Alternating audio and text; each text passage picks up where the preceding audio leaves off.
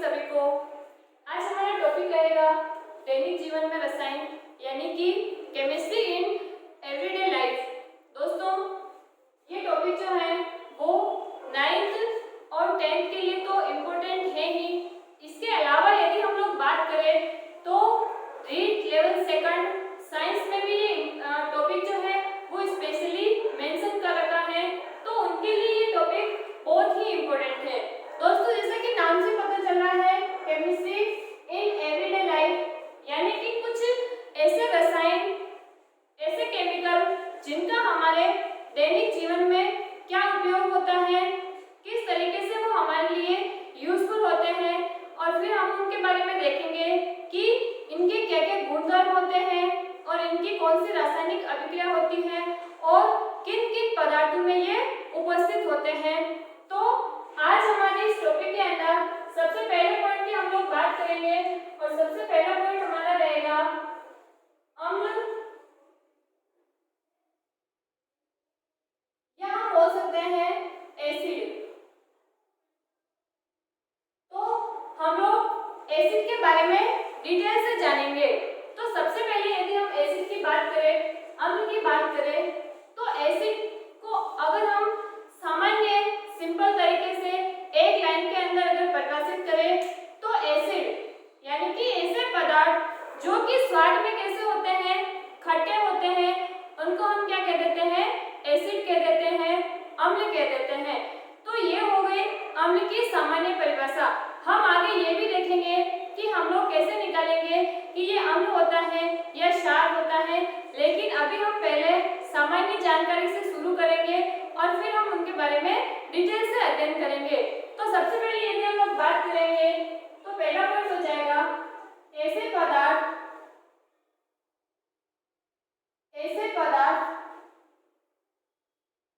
जो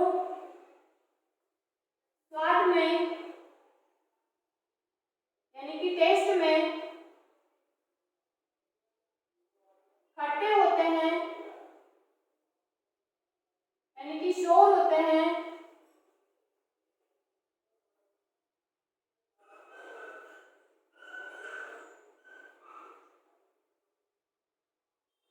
अम्ल कहलाते हैं।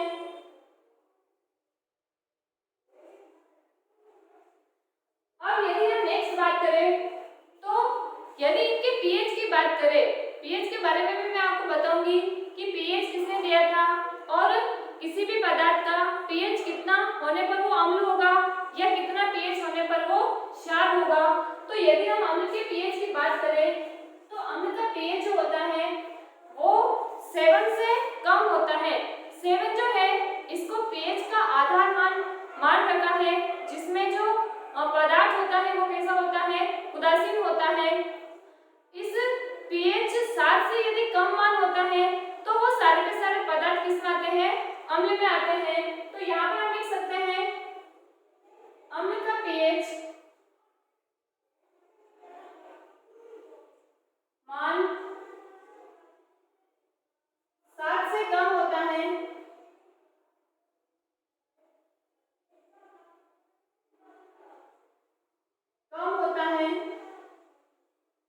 यानी कि हम लिख सकते हैं लेस देन 7 हो जाएगा। अब इस पीएच स्केल की बात कर लेते हैं थोड़ा सा।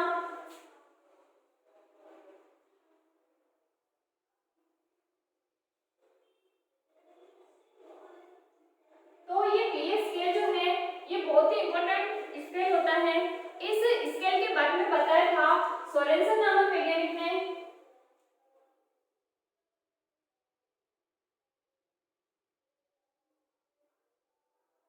अब इसने एक स्केल बताया, इस स्केल पर इसने वैल्यू लिए 0 से लगाकर 14 तक। यहाँ पर 0 हो जाएगा और लास्ट में इसका हो जाएगा 14। और जो मैंने आपको बताया कि जिसको हम आधार मानते हैं, इस वैल्यू पर हम लिखते हैं 7। अब क्या होता है, यहाँ पर अपन पूरे पॉइंट नोट कर लेते हैं 1 2 3 4 5 6 7 और इसी तरीके से आगे हो जाएंगे।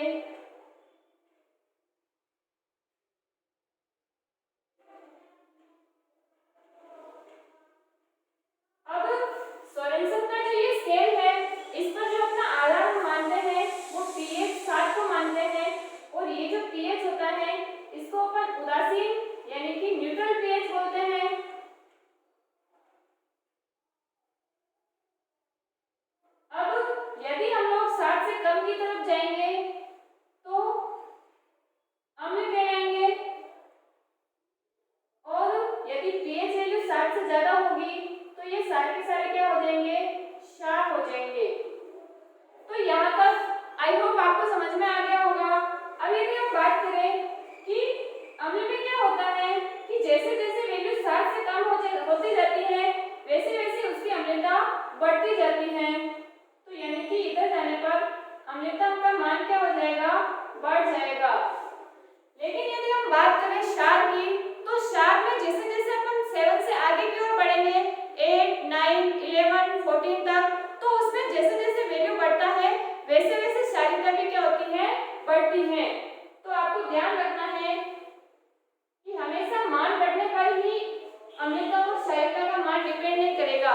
अम्ल में मान जितना कम होगा वो उतना ही ज्यादा अम्लीय होगा, और मान जितना ज्यादा होगा, ज्यादा इन द सेंस जैसे कि 1 का 6 है 1 का 5 है, तो जिसका 5 है वो ज्यादा अम्लीय है और जिसका मान 6 है वो क्या होगा, कम अम्लीय होगा। लेकिन क्षार में क्या होता है, जैसे मान होगा उतना ही वो क्या होगा, क्षारीय होगा। तो यहाँ पर हम लिख सकते हैं जैसे जैसे मान बढ़ेगा पीएच का वैसे वैसे उसकी क्षारीयता भी क्या होती जाएगी, बढ़ती जाएगी। तो ये थोड़ा सा हमने देखा पीएच मान और पीएच स्केल के बारे में। अब वापस हम हमारे टॉपिक पर आ जाते हैं जिसमें हमने पहले देखा कि अम्ल स्वाद में खट्टे होते हैं, फिर हम लोगों ने देखा कि अम्ल का पीएच मान 7 से कम होता है। अब दोस्तों यदि हम बात करें प्रायोगिक रूप से, प्रैक्टिकल रूप से, तो हम प्रयोगशाला के अंदर कैसे देखेंगे कि ये पदार्थ एसिड है। तो इसके लिए हम एक पेपर का यूज करते हैं, उसको हम बोलते हैं लिटमस पेपर यानी कि लिटमस पत्र। यदि ऐसा पदार्थ जो कि लिटमस पेपर को नीले कलर से लाल रंग में परिवर्तित कर देता है तो ऐसा पदार्थ क्या कहलाता है, अम्ल कहलाता है। तो यहाँ पर हम लिख सकते हैं अम्ल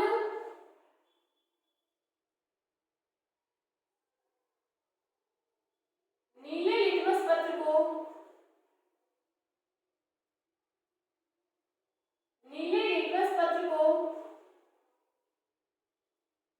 लाल रंग में परिवर्तित कर देते हैं।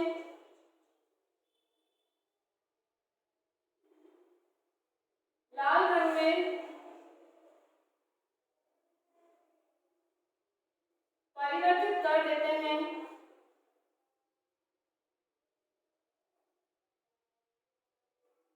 या सिंपल सा हम ऐसा भी लिख सकते हैं नीला रंग इसमें चेंज हो जाता है, लाल रंग में परिवर्तित हो जाता है।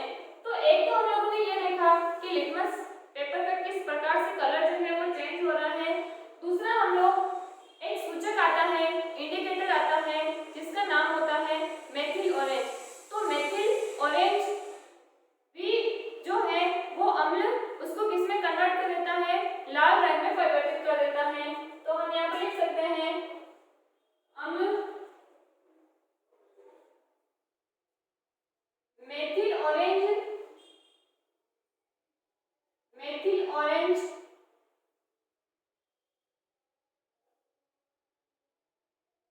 नामक सूचक को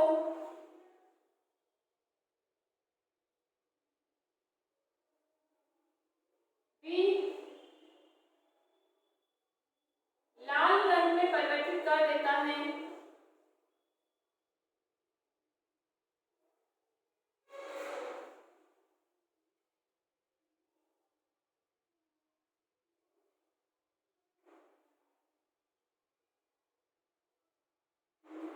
अब ये तो बात हो गई कि हम लोग किस प्रकार से एसिड की पहचान करेंगे। अब हम देखेंगे कि अम्ल जो है ये किस प्रकार से रासायनिक अभिक्रिया करता है, केमिकल रिएक्शन करता है। तो पहला हो जाएगा, यहाँ पर हम लिख सकते हैं reactions, chemical reactions of acid. इसमें पहला हो जाएगा अम्ल यानी कि एसिड की धातु के साथ अभिक्रिया, धातु यानी कि मेटल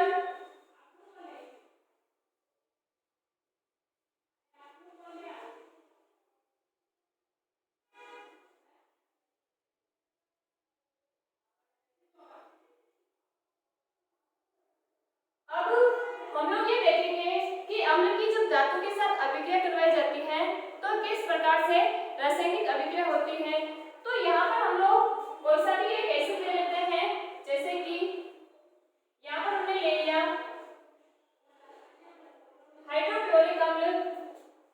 जो स्टूडेंट साइंस के नहीं है उनको हो सकता है थोड़ा कम समझ में आ रहा होगा, लेकिन आगे जैसे जैसे हम लोग आगे बढ़ेंगे टॉपिक में तो आप लोगों को समझ में आने लग जाएगा। तो ये एक एसिड है हाइड्रोक्लोरिक अम्ल, इसकी हम लोग किसी भी धातु के साथ अभिक्रिया करवाते हैं तो अभिक्रिया में हमें क्या प्राप्त होता है, एक तो लवण प्राप्त होता है और साथ में हमें हाइड्रोजन गैस प्राप्त होती है। तो हमारे लिए इम्पोर्टेंट ये है कि जब अम्ल की धातु के साथ अभिक्रिया करवाती है तो क्वेश्चन में पूछा जाता है कि कौन सी गैस मुक्त होती है, तो हाइड्रोजन गैस मुक्त होती है। जैसा कि मैं यहाँ पर आपको एक उदाहरण से बता देती हूँ, ये HCl है, यहाँ पर हमने कोई भी एक धातु ले ली जैसे कि जिंक ले ली, तो यहाँ पर ZnCl2 बन जाएगा और साथ में हाइड्रोजन गैस रिलीज हो जाएगी। तो यहाँ पर हम लिख सकते हैं हाइड्रोजन गैस मुक्त होती है।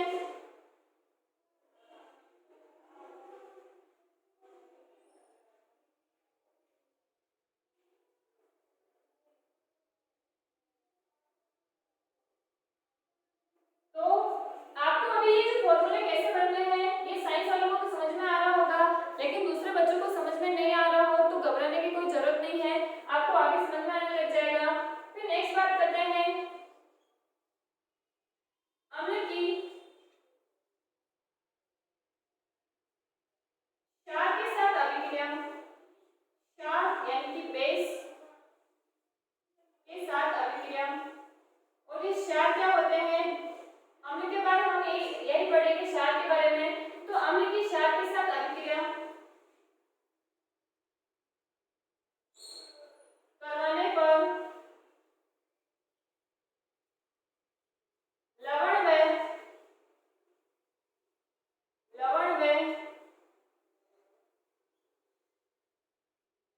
जल का निर्माण होता है।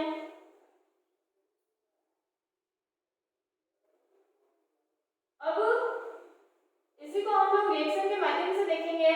तो हमने कोई सा भी एसिड ले लिया, जैसे कि मैंने एक अम्ल ले लिया H2SO4, यहाँ पर इसका नाम होता है सल्फ्यूरिक अम्ल और इसका नाम भी मैं लिख देती हूँ यहाँ पर हाइड्रोक्लोरिक अम्ल।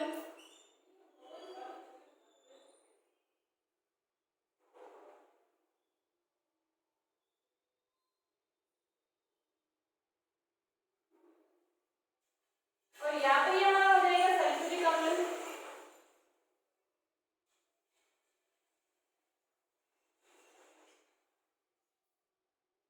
और इसकी किसी भी एक क्षार के साथ अभिक्रिया करवाते हैं, जैसे कि हमने क्षार ले लिया NaOH, इसका नाम है सोडियम हाइड्रोक्साइड।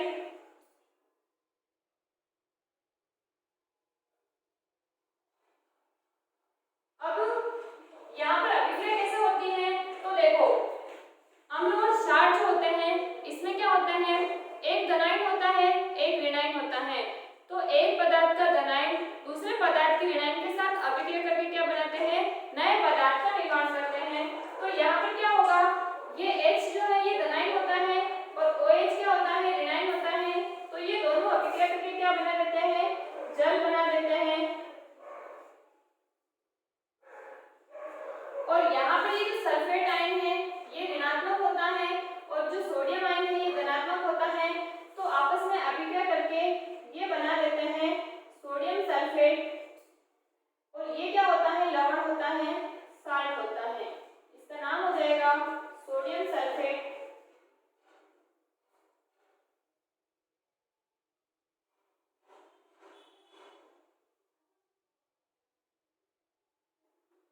तो ये अम्ल की दूसरी अभिक्रिया हो गई। फिर हम बात करते हैं तीसरी अभिक्रिया के बारे में। तो अम्ल की यानी कि एसिड की धात्विक ऑक्साइड से अभिक्रिया।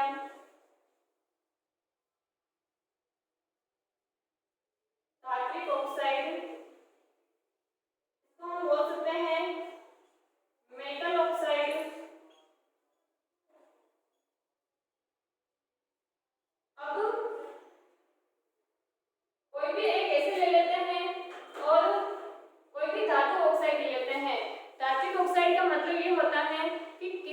धातु की ऑक्सीजन के साथ अभिक्रिया करवाने पर बना यौगिक क्या कहलाएगा? धात्विक ऑक्साइड कहलाएगा। तो यहाँ पर हम एसिड ले लेते हैं HCl, और कोई भी धात्विक ऑक्साइड जैसे कि मैंने ले लिया यहाँ पर कैल्शियम का ऑक्साइड, कैल्शियम और ऑक्सीजन, इसका नाम होता है कैल्शियम ऑक्साइड। अब यहाँ पर भी वैसा का वैसे होगा, ये जो तनाइन है ये Cl विलायन के साथ अभिक्रिया करके क्या बना देगा? Ca2, यानी कि क्या बना देगा? लवण बना देगा। और साथ में ये जो H है और ये जो O है ये आपस में मिलकर क्या बना देंगे? जल बना देंगे। तो यहाँ पर भी अभिक्रिया क्षार के समान ही हो रही है। फिर नेक्स्ट बात करते हैं अम्ल की।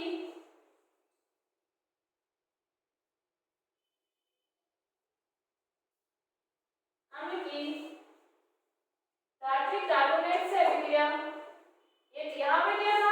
धात्विक ऑक्साइड था। अब हम किससे अभिक्रिया करवा रहे हैं? धात्विक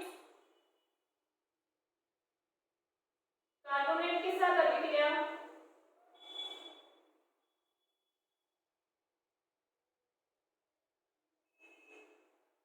मेटल कार्बोनेट, यानी कि धातु का कोई भी कार्बोनेट लेंगे।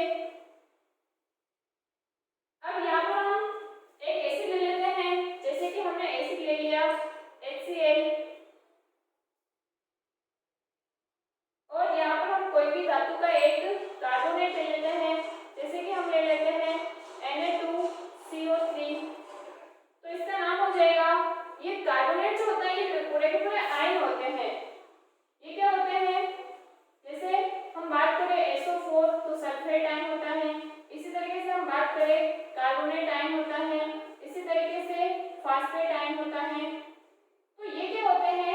बहुपरमाणुक आयन होते हैं। तो यहाँ पर इसका नाम हो जाएगा सोडियम कार्बोनेट। अब यहाँ पर भी वैसी ही अभिक्रिया होगी। यहाँ पर क्या होगा? ये आपस में अभिक्रिया कर लेंगे और क्या बना लेंगे? NaCl, यानी कि लवण तो इसमें भी बनेगा। अब यहाँ पर बचे हुए क्या है? एक तो अपने पास हाइड्रोजन है और दूसरे क्या है? कार्बोनेट है। तो ये आपस में अभिक्रिया करके क्या बना लेंगे? H2CO3, यानी कि ये कार्बनिक अम्ल का निर्माण करेंगे। अब क्या होगा? ये कार्बनिक अम्ल जो है ये बहुत ही अस्थायी पदार्थ होता है, तो ये आगे टूटकर जल और कार्बन डाइऑक्साइड गैस बना लेगा। तो यहाँ पर इंपॉर्टेंट चीज यही है कि जब अम्ल की धात्विक कार्बोनेट के साथ अभिक्रिया करवाई जाती है तो कौन सी गैस मुक्त होती है? तो यहाँ पर दोस्तों आपको रटना नहीं है। जैसा कि मैंने आपको पहले बताया कि अम्ल की धातु के साथ अभिक्रिया होगी तो कौन सी गैस मुक्त होगी? हाइड्रोजन गैस मुक्त होगी। जब अपन क्षार के साथ अभिक्रिया करेंगे तो यहाँ पर इस अभिक्रिया को बोला जाता है उदासीनीकरण अभिक्रिया। जब अम्ल और क्षार की अभिक्रिया होती है तो लवण और जल बनता है और इस अभिक्रिया को बोलते हैं उदासीनीकरण अभिक्रिया, यानी कि न्यूट्रलाइजेशन रिएक्शन।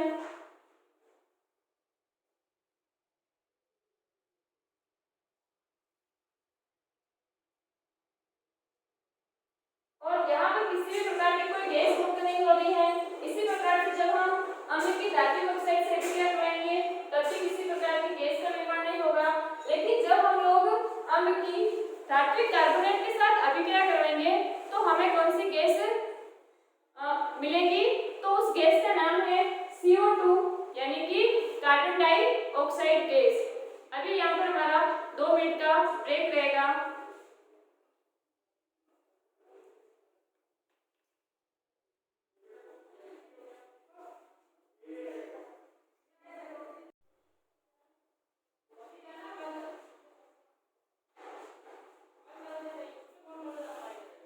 तो हमारा टॉपिक चला था अम्ल। अब हम देखेंगे टाइप्स ऑफ एसिड, अम्ल के प्रकार। तो एसिड को हम लोग 2 भाग में डिवाइड करते हैं। एक होता है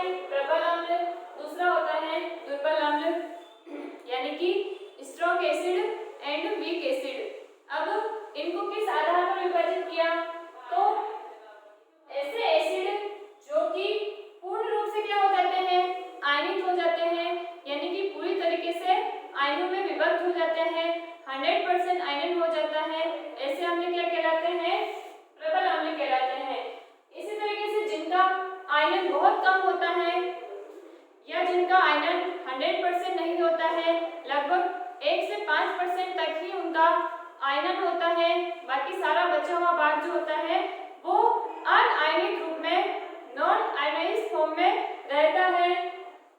तो हम लोगों ने लिखा कि प्रबल अम्ल के आयनन के वियोजन की मात्रा अल्फा से लिखते हैं, इसको अपन 100% होती है, 100% होती है। या ये क्वेश्चन बार बार एग्जाम में पूछा हुआ है, तो आयरन की मात्रा अगर आपको पूछा जाए स्ट्रॉन्ग एसिड की, तो अगर 100% ऑप्शन में नहीं हो तो वहां पर कौन सा ऑप्शन दिया हुआ होगा, 1 ऑप्शन के अंदर दिया हुआ होगा। और इसी तरीके से यदि हम वीक एसिड की बात करें तो इनके आयरन की मात्रा लगभग कितनी होती है, 1 से लगाकर 5% तक होती है, यानी कि बहुत ही कम होती है। अब हम देखते हैं कि कौन कौन से एसिड जो है ये स्ट्रॉन्ग एसिड होते हैं। तो जैसे कि पहला एसिड है हाइड्रोक्लोरिक अम्ल,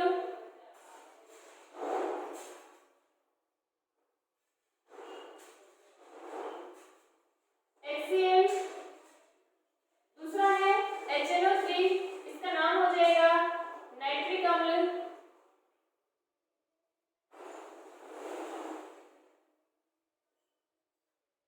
तीसरा है H2SO4, इसका नाम हो जाएगा सल्फ्यूरिक अम्ल,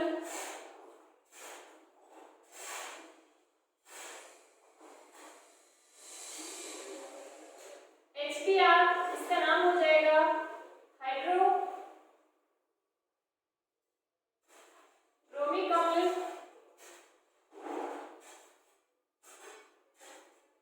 इसी तरीके से HI, इसका नाम हो जाएगा हाइड्रो आयोडिक अम्ल।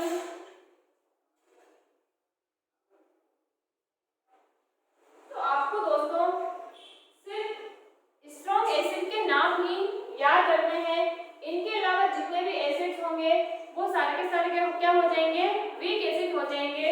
अब यदि यहाँ पर हम बात करें सल्फ्यूरिक अम्ल की, तो इसको हम लोग अम्लों का राजा बोलते हैं।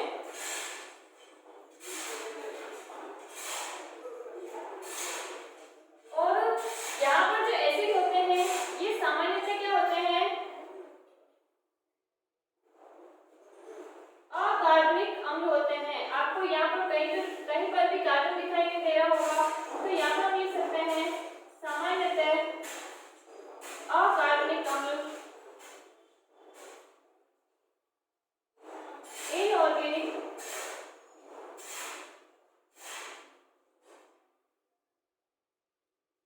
एसिड,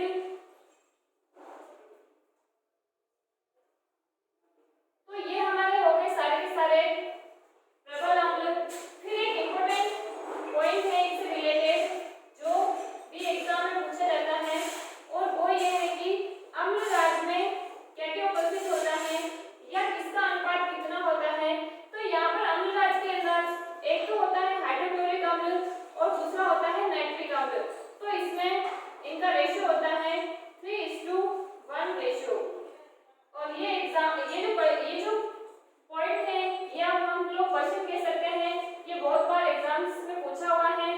फिर हम लोग बात करें दुर्बल अम्ल की, तो मैंने यहाँ पर उदाहरण लिख रखा है जैसा कि HCOOH, तो इसका नाम है मेथेनोइक अम्ल।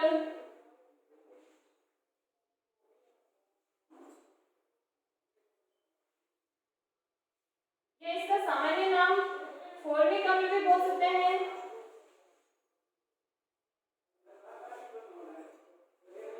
और ये जो होता है ये लाल चिट्टियों में पाया जाता है।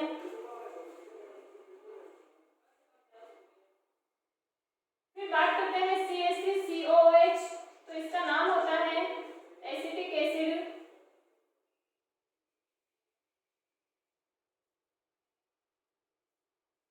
फिर होता है H3BO3, और इसको इस तरीके से भी लिखा हुआ होता है BOH का होल थ्राइस, और इसका नाम होता है बोरिक अम्ल या हाइड्रोक्लोरिक अम्ल भी बोल सकते हैं।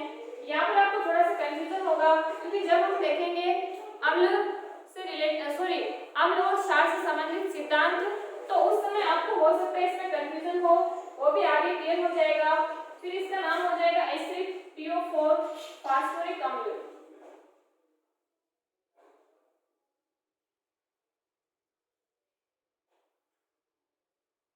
ये सारे वैसे मैंने यहाँ पर कुछ उदाहरण लिखे हैं, लेकिन जैसा कि मैंने आपको बताया कि आपको सिर्फ और सिर्फ स्ट्रॉन्ग एसिड के नाम याद रखने हैं, बाकी जितने भी एसिड होंगे वो सारे के सारे वीक एसिड में आ जाएंगे।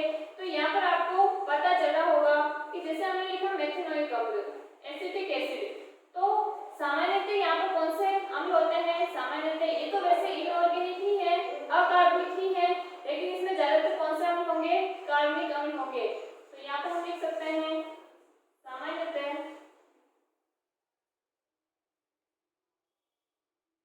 कार्बनिक अम्ल यानी कि ऑर्गेनिक एसिड्स।